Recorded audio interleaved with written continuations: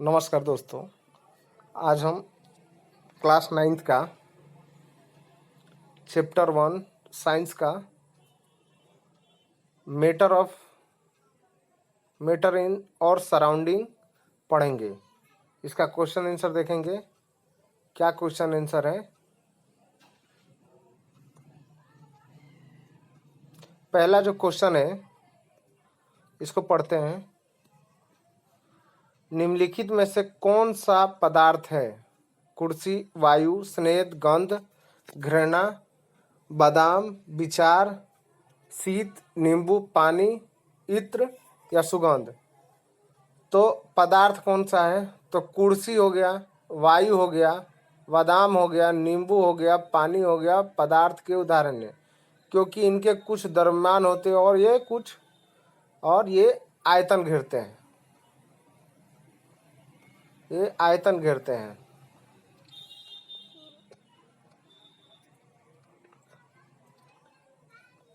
इसे हम पदार्थ का ये हो गया।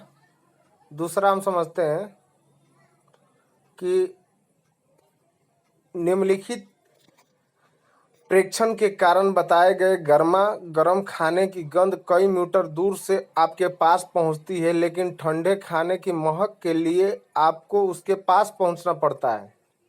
ये दूसरा का क्वेश्चन हो गया। अब इसका आंसर समझते हैं।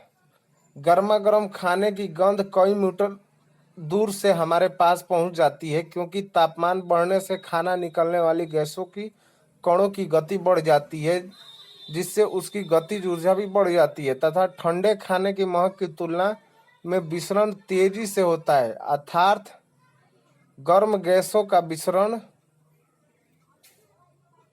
ठंडी गैसों की तुलना में बहुत तेजी से होता है। तो ये हमारा दूसरा का आंसर हो गया। आपको एक दो बार देखेंगे तो समझ में आएगा। तीसरा क्वेश्चन हो गया। स्विमिंग पूल में गोताखोर पानी काट पाता है। इससे पदार्थ का कौन सा गुण प्रेक्षित होता है? तो आंसर हो गया हमारा, स्विमिंग पूल में गोताखोर पानी काट पाता है। इससे पदार्थ के निम्न गुणों प्रेक्षित होते हैं। पहला जो गुण हो गया, पानी के कणों के बीच की दूरी अपेक्षाकृत अधिक होती है, जिसके कारण पर्याप्त रिक्त स्थान होते हैं, खाली स्थान होते हैं। दूसरा हो गया हमारा, जल के कणों के बीच का आकर्षण बल, जल के कणों के बीच आकर्षण बल कम होता है। यह हो गया तीसरा का आपने आंसर और क्वेश्चन देखा। अब हम चौथा पढ़ते हैं। चौथा क्या क्या कहता है? पदार्थ के कणों की क्या विशेषताएं होती है? पदार्थ के कणों की क्या विशेषताएं होती है? तो पदार्थ के कणों की क्या विशेषताएं होती है, इसका आंसर देखते हैं। पदार्थ के कणों के बीच का स्थान खाली होता है, खाली होता है, खाली होता है। दूसरा, पदार्थ के कण एक दूसरे के आकर्षित करते हैं। तीसरा, पदार्थ के कण निरंतर गतिशील होते हैं। चौथा, पदार्थ के कण बहुत ही छोटे होते हैं। ये इसकी समानताएं विषमताएं हो गई, जो इसका आंसर है। अब हम पांचवा क्वेश्चन की तरफ पढ़ते हैं। इसमें दिया है, किसी तत्व की प्रति इकाई आयतन के द्रव्यमान को घनत्व कहते हैं। घनत्व अपन आयतन बढ़ते हुए घनत्व के क्रम को निम्नलिखित व्यवस्थित कर्म आयु चिमनी का धुआं, शहद, जल, चाक और रुई और लोहा को लिखे। तो इसमें हमको क्या लिखना है? जो बड़े से छोटे के तरफ लिखते चलना है। तो इसमें क्या है, घनत्व बढ़ते हुए क्रम में। तो इसमें क्या होगा, वायु पहला हो गया, चिमनी का धुआं दूसरा हो गया, तीसरा रुई हो गया, चौथा जल हो गया उससे कम, शहद, शहद से चाक, चाक से लोहा। तो ये हमारा इसका क्वेश्चन का आंसर होगा। दूसरा हम समझते हैं, दूसरा क्या है, निम्नलिखित निम्नलिखित निम्नलिखित पदार्थ की विभिन्न अवस्थाओं के गुणों में होने वाले अंतर का सारणीबद्ध कीजिए। निम्नलिखित पर टिप्पणी कीजिए। दृढ़ता, संपीड़ितता, तरलता, बर्तन में गैस का भरना, आकार, गतिज ऊर्जा और घनत्व। तो गुण, ये हमारा गुण हो गया, दूसरा ये ठोस हो गया, ये द्रव हो गया और चौथा गैस हो गया। आकार, आकार को समझते हैं। आकार सॉलिड में समझते हैं कि निश्चित आकार एवं स्पष्ट सीमाएं। द्रव में कोई निश्चित आकार जिस बर्तन में रखे जाते हैं उसी बर्तन का आकार लेते हैं। और चौथा, कोई निश्चित आकार नहीं होता गैस में। आयतन, आयतन ठोस में निश्चित होता है, गैस में निश्चित होता है, और द्रव में निश्चित होता है, जबकि गैस में कोई निश्चित आयतन नहीं होता यदि यह जिस बर्तन में रखी जाती है उसके आकार का आयतन बन जाता है। तीसरा क्या है, दृढ़ता और तरलता। ये दृढ़ होते हैं तथा बदलते नहीं ठोस में। द्रव में ये दृढ़ होते हैं बल्कि तरल होते हैं तथा ये बढ़ सकते हैं, जैसे पानी वगैरह हो गया, तेल वगैरह हो गया, तो ये बढ़ जाते हैं। और ये वह फ्लो कह सकती है। तो गैस में क्या होता है, फ्लो होती है। जैसे सिलेंडर वगैरह हो गया, चाहे बड़े बड़े टैंक वगैरह होता है जिसमें इसमें प्रोपेन ब्यूटेन आता है कंपनियों में जलाने के लिए, जिससे मशीन को मेल्ट करने के लिए, चाहे स्क्रैप वगैरह को मेल्ट करने के लिए हम एलपीजी, प्रोपेन वगैरह का यूज करते हैं बड़ी बड़ी इंडस्ट्री में। उसका अगर आप देखेंगे बहुत बड़ा टैंक आता है गाड़ी का, आमतौर पे आपको देखने को मिलता होगा, जैसे पेट्रोल पंप का आता है ना ट्रक वगैरह, वैसे ही वो भी रहता है। तो उसमें क्या होता है कि उसका अगर फ्लो वगैरह निकालेंगे, मतलब गैस वगैरह रहता है, तो एक क्या होता है कि एक उसमें समझने के लिए थोड़ा सा आपको बता रहा हूँ, समझने के लिए क्या होगा कि एक प्रेशर का लाइन होता है और दूसरा लिक्विड का लाइन होता है, दो हॉस पाइप होता है उसमें। तो उससे हम गैस को दूसरे टैंक में फिल करते हैं। तो ये हो गया, तो एक एग्जाम्पल दे दिया। इसका एग्जाम्पल हो गया डीजल हो गया, पानी हो गया, ये तरलता में। अभी कणों के बीच का आकर्षण बल अधिकतम ठोस में अधिकतम होता है, ठोस से कम होता है द्रव में, और ठोस और द्रव से दोनों कम होते हैं गैस में।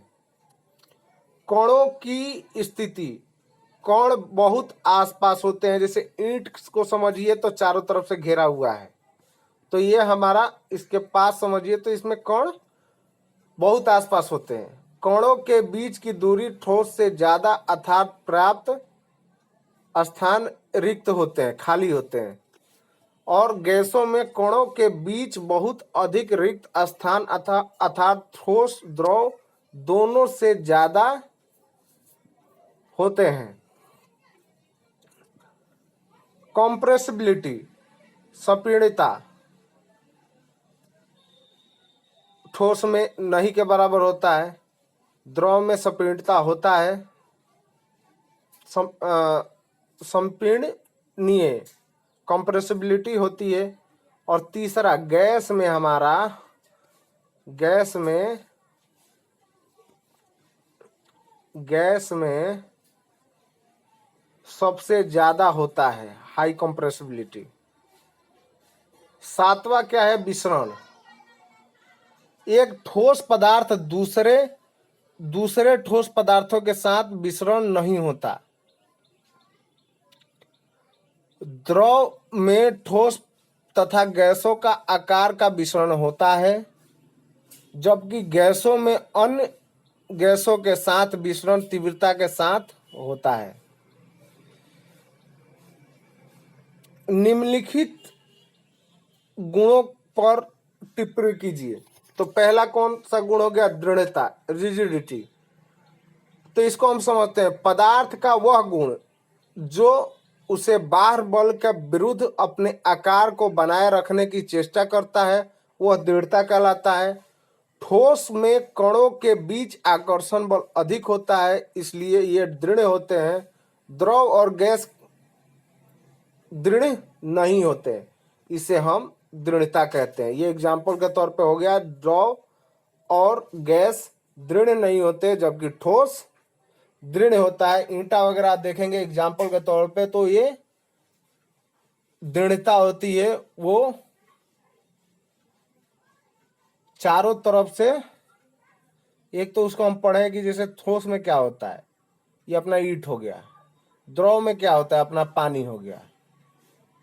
और द्रव में अपना पानी हो गया, और गैस में अपना एक मानकर चलिए एलपीजी का सिलेंडर हो गया, जिससे हम खाना पकाते हैं। तो ये हो गया। अब दूसरा देखते हैं हम, कंप्रेसिबिलिटी। पदार्थ के कणों के बीच का स्थान खाली होता है, बाह्य दबाव के बल के कारण कण समीप आ जाते हैं। पदार्थ के इस गुण को संपीड़ितता कहते हैं। द्रव तथा गैस संपीड़नीय होते हैं। गैस सर्वाधिक कंप्रेसिबिलिटी की जा सकती है। ठोस में कंप्रेसिबिलिटी ना के बराबर होती है, इसलिए इसका आकार एवं आयतन निश्चित रहता है।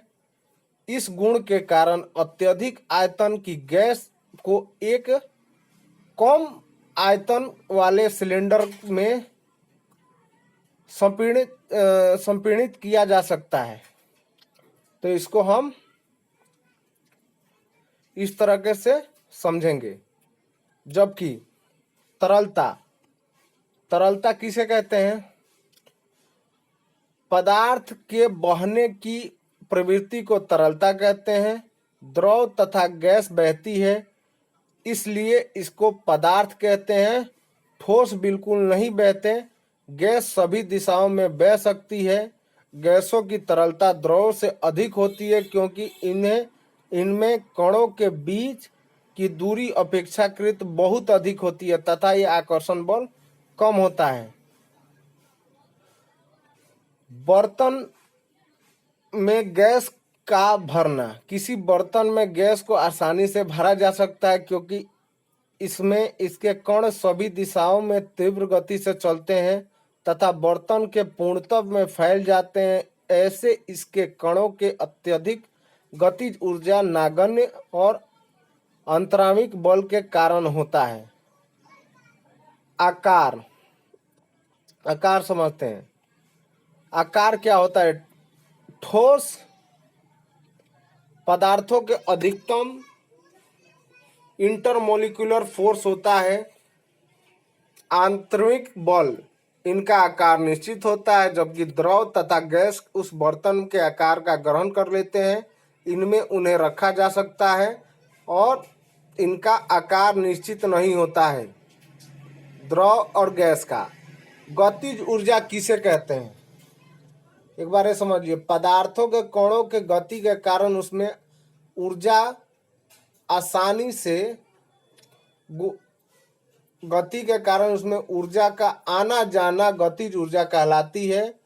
गैसों की सर्वाधिक गतिज ऊर्जा होती है, क्योंकि ये तीव्र गति के से सभी दिशाओं में चलती है तथा कण तेजी से कंपन भी करते हैं। द्रव में गैसों से कम तथा ठोस न्यूनतम ऊर्जा होती है। घनत्व, घनत्व क्या हो गया?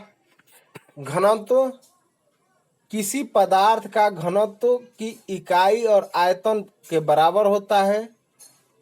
घनत्व बराबर द्रव्यमान बाई आयतन D by M by V. ठोस, द्रव, गैस।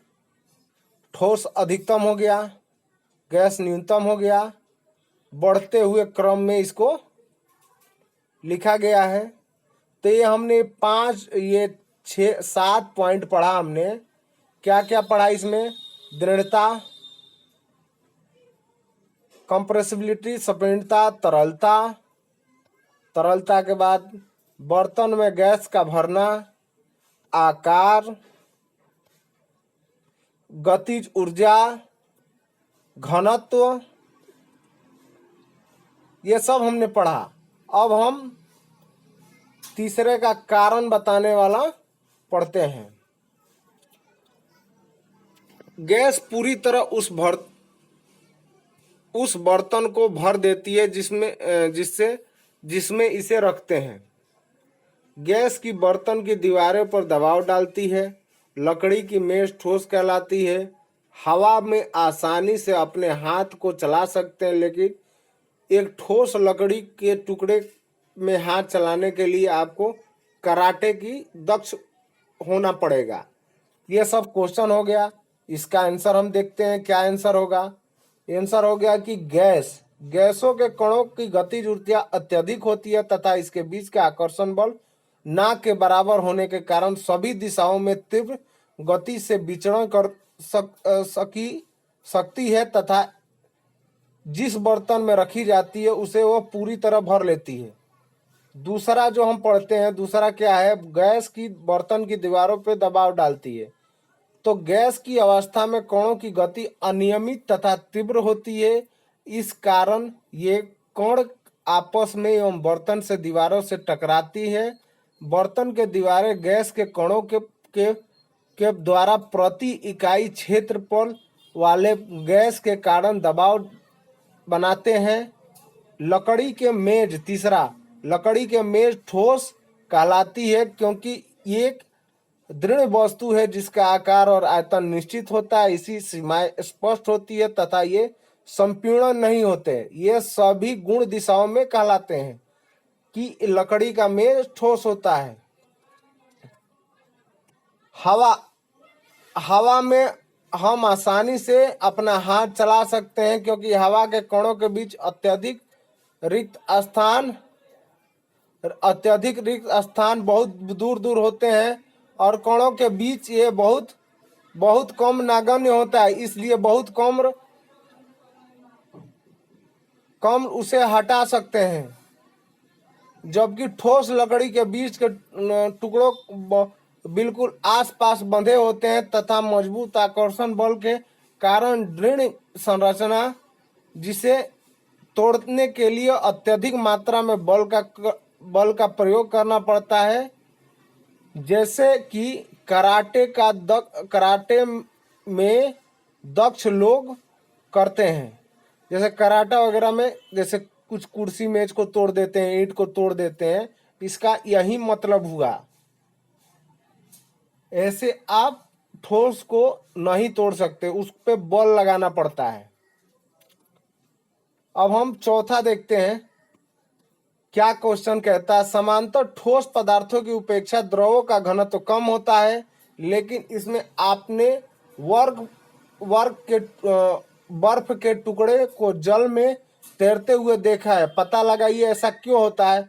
तो इसको हम समझते हैं। उत्तर, बर्फ पानी के जमने से बनती है, जिसकी संरचना अत्यधिक रिक्त स्थान रह जाती है, खाली स्थान रह जाती है जो पानी में नहीं होते हैं, और ये पिंजरे के तरह केक लाइक संरचना से बनी होती है, जिससे इसका आयतन उतनी ही मात्रा में जल से अत्यधिक हो जाता है तथा आयतन के बढ़ने से घनत्व के जल से भी कम हो जाता है, अतः बर्फ के टुकड़े पानी में तैरने लगते हैं। ये हो गया। अब निम्नलिखित तापमान को सेल्सियस में बदले। निम्नलिखित तापमान को सेल्सियस में बदले। 300 केल्विन में तापमान, जैसे T K is equal to TC plus 27333 हम इसको बोलते हैं। तो यहाँ पर क्या होगा, जैसे 300 इक्वल टू TC प्लस 273।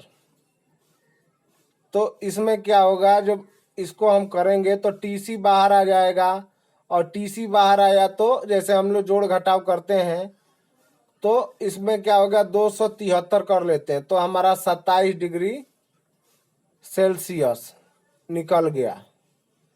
अब सेल्सियस से तापमान को निकालना सीखेंगे। तो हमारा 543 के हो गया केल्विन। तो 543 को तो हम आगे लिख देंगे, इक्वल टू TC अब प्लस 273 हो गया। तो 273 हुआ, और इसमें से हम 500 को घटा देंगे। तो मतलब 500 में से 273 को घटाए तो कितना बचा हमारा, 573 इसमें दिया हुआ। तो 573 को घटाएंगे तो हमारा 300 सेल्सियस बच गया। वैसे भी एक और एग्जांपल आपको बताते हैं, जैसे यहाँ पर हो गया 600 हो गया। और समझिए कि जो 273 एक सेल्सियस का एक याद रखने का ये समझ जाइए, 273 हो गया। अब 273 जो भी निकालने को आएगा उसमें से हम माइनस कर देंगे, तो ये हमारा टेम्परेचर निकल जाएगा। जैसे एग्जाम्पल के तौर पे यहाँ पर हो गया 600, और हमको निकालना है तो इसमें से 273 को माइनस करेंगे। तो 273 को अगर हम माइनस करते हैं तो कितना बचता है, 7। यहाँ पर हो गया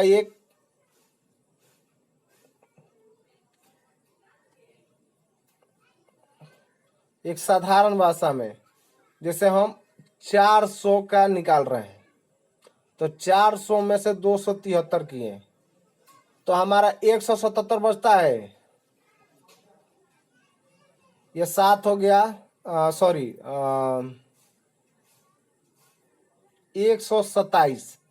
127 हमारा सेल्सियस निकलेगा। एग्जाम्पल के तौर पे बता रहे हैं आपको।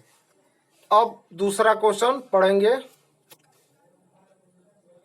निम्नलिखित तापमान पर जल की भौतिक अवस्था क्या होगी? 250 सेल्सियस, 100 सेल्सियस। हमें ज्ञात है कि जल का क्वथनांक 100 डिग्री पर होता है तथा 250 सेल्सियस जो कि क्वथनांक के काफी उच्च ताप होता है, अतः इस ताप पर जल गैसीय अवस्था में भाप में बदल जाता है। 100 पर हमारा जल जो वाटर है वो खौलने लगता है, और 250 डिग्री पर हमारा ये वाष्प में बदल के गैस के फॉर्म में आने लगेगा, स्टीम के फॉर्म में। स्टीम तो हल्का हल्का इसी में निकलेगा, लेकिन एक गैसीय फॉर्म में हमारा 250 पर जाएगा तो हो जाएगा। अब दूसरा है 100 डिग्री सेल्सियस के द्रवीय गैसीय अथवा दोनों 100 डिग्री सेल्सियस द्रवीय तथा गैसीय अवस्था दोनों, क्योंकि 100 डिग्री सेल्सियस पर जल उबालकर भाप में बदलने लगते हैं। अब हम समझते हैं कि किसी भी पदार्थ की अवस्था में परिवर्तन के दौरान तापमान स्थिर क्यों रहता है। किसी भी पदार्थ की अवस्था में परिवर्तन के दौरान तापमान अस्थिर क्यों रहता है, तो इसको समझते हैं किसी भी पदार्थ की अवस्था में परिवर्तन के दौरान तापमान इसलिए स्थिर रहता है क्योंकि दी जाने वाली ऊष्मा के कणों के बीच आकर्षण बल तोड़ने में प्रयुक्त हो जाती है। अतः इस प्रकार अवस्था में परिवर्तन के दौरान दी गई ऊष्मा को गुप्त ऊष्मा कहा जाता है। गलन की गुप्त ऊष्मा का वाष्पीकरण गुप्त ऊष्मा कहते हैं। वायुमंडलीय दाब गैसों को द्रव में परिवर्तन करने के लिए कोई विधि सुझाइए। दाब को बढ़ाकर तापमान को घटाकर वायुमंडलीय गैसों को द्रव में परिवर्तित किया जा सकता है। विधि एक है, एक सिलेंडर के वायुमंडलीय गैस को भरकर इसमें लगे पिस्टन को कॉम्प्रेसिबिलिटी संपीड़न करने तथा ताप को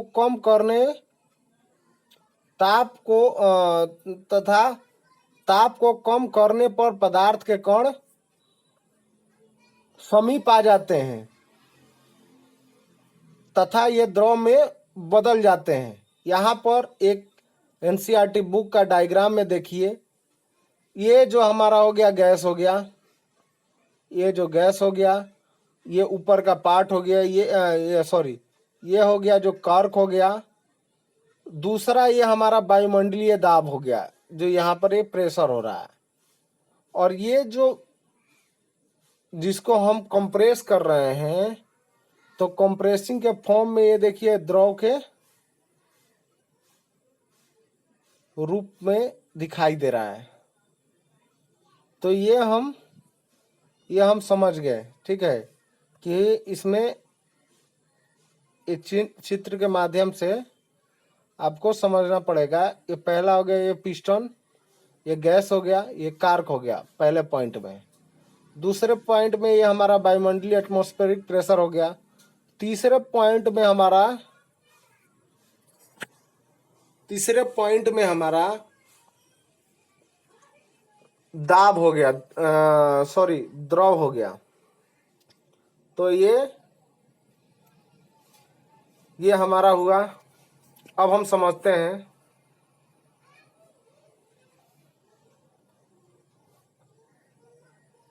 कुछ क्वेश्चन और।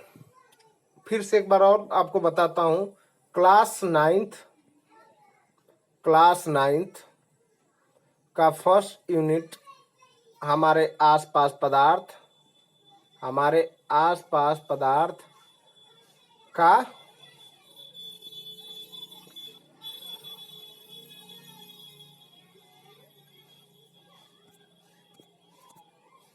हमारे आसपास पदार्थ का ये चैप्टर है।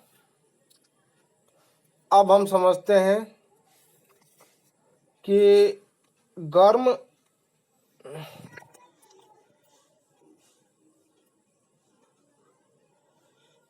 जो क्वेश्चन है, गर्म शुष्क दिन में कूलर अधिक ठंडा क्यों करता है? तो गर्म शुष्क दिन में वायु की नमी आर्द्रता कम होती है तथा तापमान अधिक होता है, जिसके कारण वाष्पीकरण की दर बढ़ जाती है। क्योंकि तापमान बढ़ने के साथ आर्द्रता घटने पर वाष्पीकरण की दर में वृद्धि हो जाती है तथा हम जानते हैं कि वाष्पीकरण की शीतलता उत्पन्न होती है। अतः कूलर के अंदर ठंडी हवा कमरे में फैलाकर ठंडक प्रदान कर लेते हैं। तो ये हम कूलर के बारे में एक एग्जाम्पल के तौर पर पढ़ रहे हैं कि गर्म और शुष्क दिन में, मतलब गर्मी के मौसम में नमी कम हो जाती है तथा तापमान अधिक हो जाता है, जिसके कारण वाष्पीकरण की दर बढ़ जाती है। क्योंकि तापमान बढ़ने के साथ नमी घटने पर वाष्पीकरण की दर बढ़ जाती है। सोखने का दर, गर्मी में क्या होता है कि जितना ठंडी है उसको सोख लेता है। तो इससे तथा हम ये जानते हैं कि वाष्पीकरण शीतलता से उत्पन्न होती है। अतः कूलर के अंदर ठंडी हवा कमरे में फैलकर ठंडक प्रदान करती है। अब हम दूसरा पढ़ते हैं।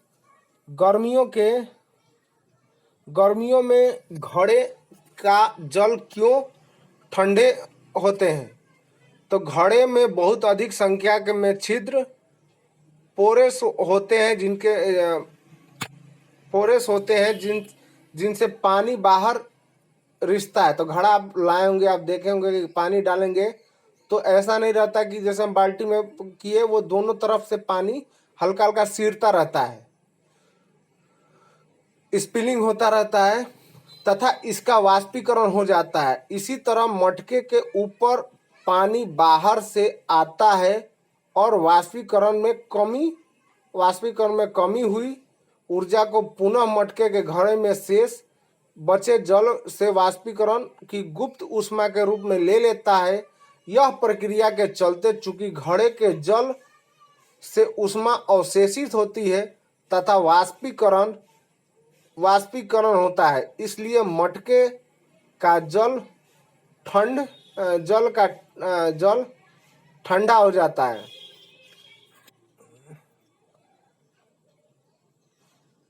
अब हम समझते हैं तीसरा क्या लिखा हुआ है। एसीटोन या पेट्रोल इत्र डालने पर हमारी हथेली ठंडी क्यों हो जाती है? तो इसको हम समझते हैं।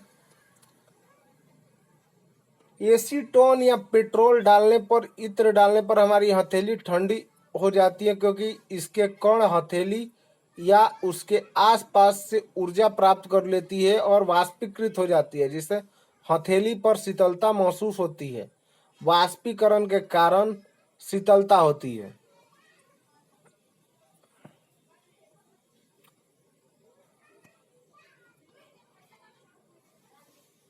कप की उपेक्षा प्लेट में हमें गर्म दूध या चाय जल्दी क्यों पी लेते हैं? तो ऐसा इसलिए होता है क्योंकि प्लेट की सतह के क्षेत्रफल कप की सतह के क्षेत्रफल से अधिक होता है। जितना अधिक सतही क्षेत्रफल होगा उतना वाष्पीकरण जल्दी होगा, जैसे दूध या चाय जल्दी ठंडी हो जाएगी। इस तरह हमें प्लेट से दूध या चाय जल्दी पी लेते हैं। पांचवा जो क्वेश्चन हो गया हमारा, गर्मियों में हमें किस तरह के कपड़े पहनने चाहिए? तो गर्मियों में हमें हल्के रंग के सूती कपड़े पहनने चाहिए। हल्के रंग वाले कपड़े को ऊष्मा अवशोषित ऑब्जॉर्ब नहीं करती तथा सूती कपड़े के छिद्र होते हैं जिसमें पसीना अवशेषित हो जाते हैं और वाष्पीकरण तेजी से हो जाता है। इस क्रिया को हमारी त्वचा से वाष्पीकरण की गुप्त ऊष्मा ले लेती है तथा इस तरह की त्वचा से ऊष्मा निकलते हैं और इसके कारण ठंडक और आरामदायक महसूस होता है। तो ये हमने देखा हमारे आसपास के पदार्थ का हमने उत्तर और प्रश्न और उत्तर हमने पढ़ा। मैं समझता हूँ कि आप इस वीडियो को पूरा देखेंगे तो आपको पूरा समझ में आएगा और आशा करता हूँ कि आपको समझ में आया होगा। हम इसको पूरा लेने जा रहे हैं, इसका पूरा चैप्टर कवर कराएंगे। पूरा चैप्टर कवर कराने में हम कुछ समय लगेगा, जिसमें का हम क्वेश्चन आंसर लेकर आएंगे आपके सामने और पूरा रीड कराना चालू करेंगे। मैं समझता हूं कि आपको समझ में आया होगा। देखने और सुनने के लिए धन्यवाद। इसके आगे वाला जो यूनिट है उसका अगले वीडियो में आपके पास हम लेकर आएंगे। प्लीज़ इसको चैनल को सब्सक्राइब कर लीजिएगा और कुछ भी दिक्कत हो तो कमेंट में पूछिएगा। देखने और सुनने के लिए धन्यवाद। इस वीडियो को हम यहीं समाप्त करते हैं। अगर कुछ भी आपको दिक्कत हो तो कमेंट करके प्लीज़ पूछिएगा। हम इसी तरह वीडियो लाते रहेंगे। धन्यवाद।